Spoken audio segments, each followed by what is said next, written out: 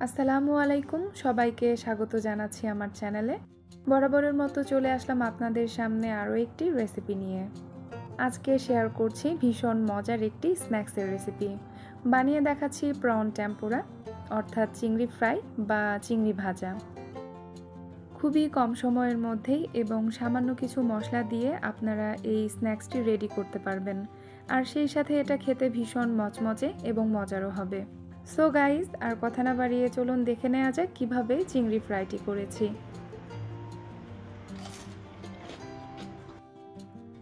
এখানে আমি কিছু চিংড়ির খোসা ফেলে ভালো মতো ধুয়ে নিয়েছি, তবে খেয়াল করুন আমি কিন্তু চিংড়ির লেজটা ফেলে দিইনি। এবার চিংড়ির পিঠে বা উপরের দিকে যে রগটা থাকে সেটা ফেলে দিচ্ছি।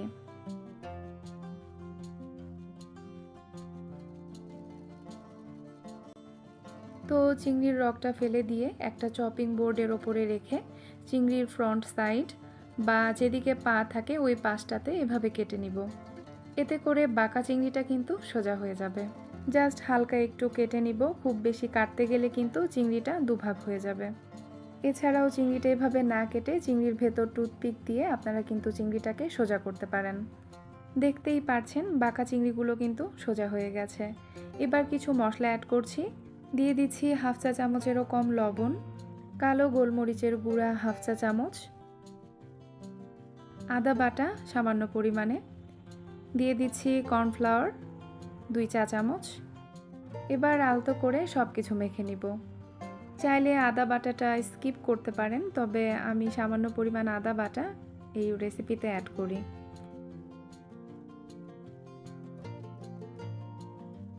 তো এবার চিংড়ি ভাজার জন্য ব্যাটার রেডি করছি।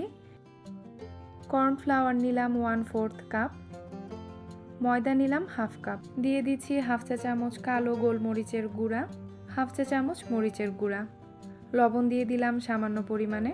চিংড়ির মধ্যেও যেহেতু লবণ দেওয়া হয়েছে তাই ভেবে চিন্তে লবণটা এই পর্যায়ে অ্যাড করতে হবে। পানি দিয়ে ব্যাটারটা বানিয়ে নিচ্ছি। খুব বেশি ঘন বা পাতলা করিনি ব্যাটারটাকে।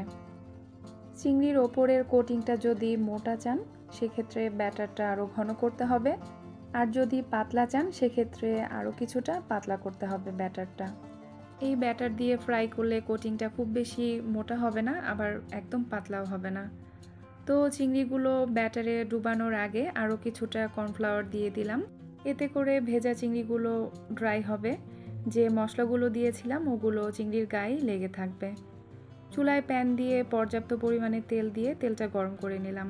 আর অবশ্যই চিংড়িগুলো ব্যাটারে ডুবানোর আগে ব্যাটারটা একটু নেড়েচেড়ে নিতে হবে।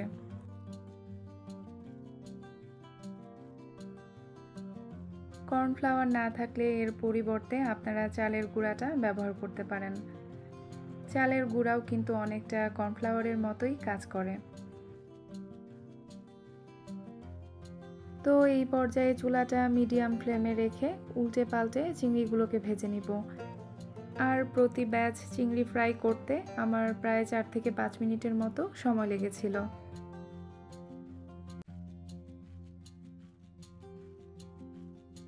তো এগুলো ভাজা হয়ে গেছে, তাই তুলে নিচ্ছি। যে কোনো কিছু ফ্রাইয়ের ক্ষেত্রে আমি ডিপ কালারটা পছন্দ করি, যে কারণেই একটু কড়া করে ভেজেছি। তবে আপনারা চাইলে হালকা বাদামি কালার থাকা অবস্থায় এটা নামিয়ে নিতে পারেন।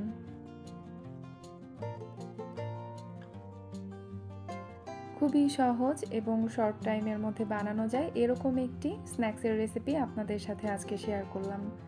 আশা করি আপনাদের ভালো লেগেছে। সো দর্শক, আজ এ পর্যন্তই। পরবর্তী ভিডিও দেখার আমন্ত্রণ জানিয়ে শেষ করছি।